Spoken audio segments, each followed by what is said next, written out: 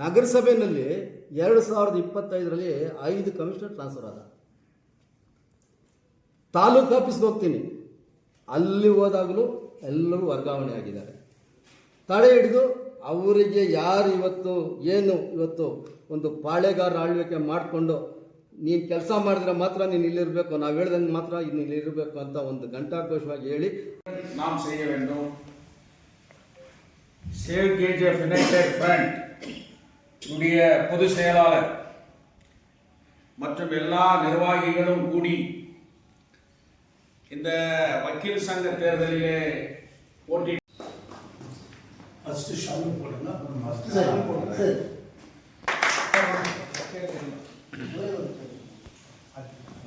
இந்த வருஷம் வந்து சப்ஸ்கிரிப்ஷன் கட்டி பட்டு மெம்பராக ஒரு வாக்காளராக வரணும். முன்பு எண்ணிக்கைனா நன்றி.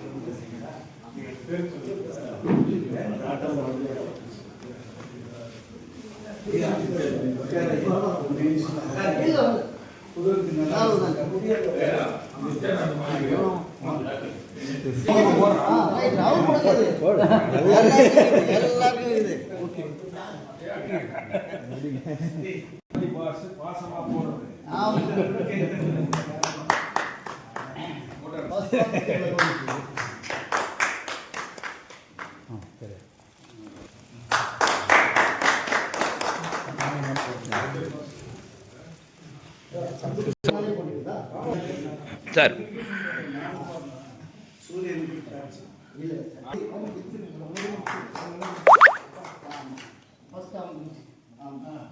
அப்படியே தாடி என்ன உறவு சரி அமையல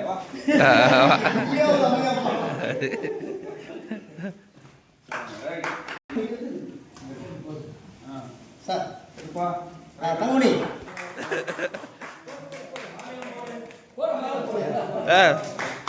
அப்படியே சார் போடுங்க சார் சார் போடுங்க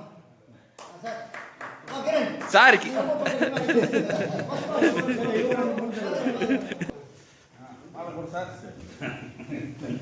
போதும் சார்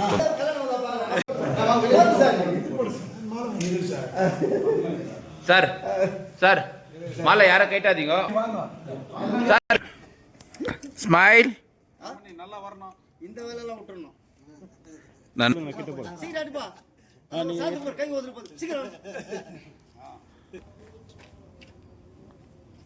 ஃபோட்டோ எடுத்துக்கிறீங்க.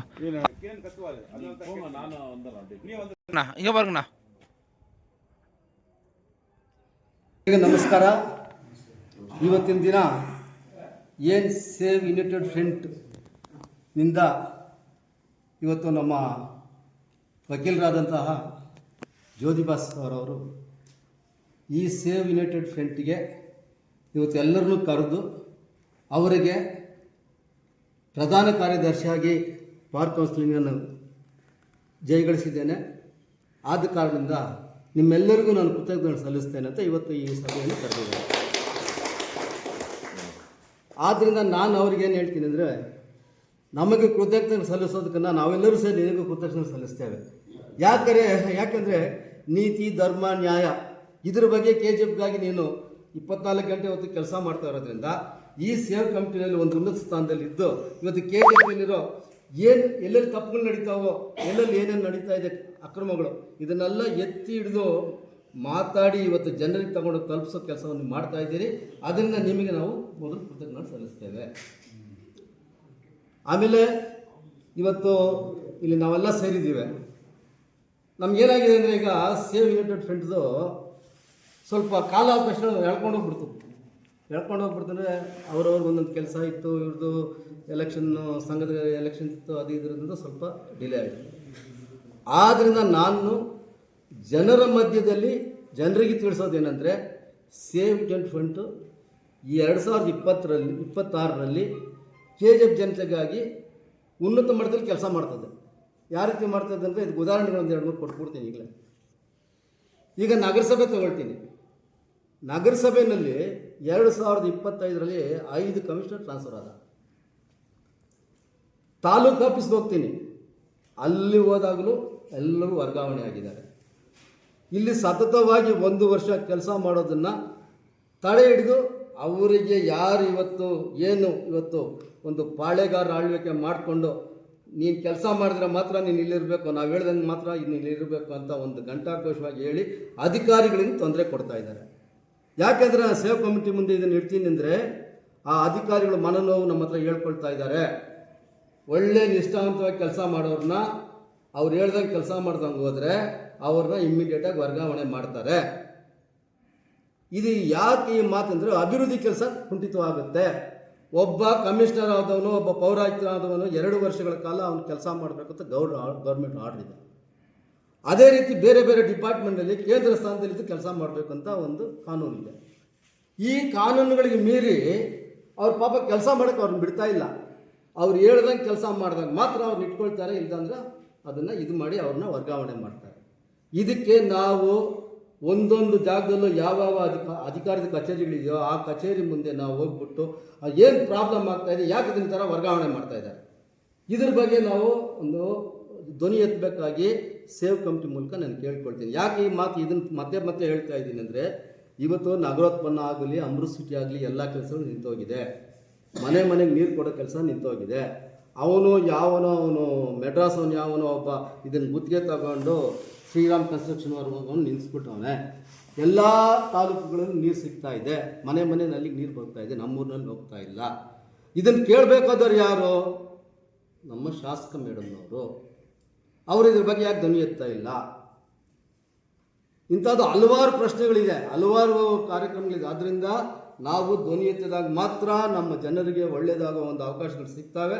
ಆದ್ದರಿಂದ ನಾವೆಲ್ಲರೂ ಒಗ್ಗಟ್ಟಿನಿಂದ ಮುಂದಿನ ದಿನಗಳಲ್ಲಿ ಸಮೀಕ್ಷವಾಗಿರಬೇಕಾದ್ರೆ ನಾವೆಲ್ಲ ಧ್ವನಿ ಎತ್ತಬೇಕಾಗಿರೋ ಇದ್ದಿದೆ. ಆದ್ದರಿಂದ ನಾವೆಲ್ಲ ಒಗ್ಗಟ್ಟಾಗಿ ಕೆಲಸ ಮಾಡೋಣ ಅಂತೇಳಿ ನಾನು ನಮ್ಮ ಅಧ್ಯಕ್ಷರಲ್ಲಿ ಮನವಿ ಮಾಡಿ ಕೇಳ್ಕೊಳ್ತೀನಿ. ಮುಂದಿನ ದಿನಗಳಲ್ಲಿ ನಾವೆಲ್ಲ ಹೋರಾಟಕ್ಕೆ ಸಿದ್ಧ ಆಗಬೇಕು. ಸಿದ್ಧ ಆದಾಗ ಮಾತ್ರ ನಮ್ಮ ಊರನ್ನ ನಾವು ಸರಿಯಾಗಿ ತಗೊಂಡೋಗೋಕ್ಕಾಗುತ್ತೆ. ಆದ್ದರಿಂದ ಒಗ್ಗಟ್ಟಿನ ನಾವು ಕೆಲಸ ಮಾಡೋಣ ಅಂತೇಳಿ ನನಗೆ ಅವಕಾಶ ಕೊಟ್ಟಿದ್ದಕ್ಕೆ ನಿಮ್ಮೆಲ್ಲರಿಗೂ ಅನ್ನಿಸ್ತಾ ಜೈ ಹಿಂದ್ ಜೈ ಕರ್ನಾಟಕ.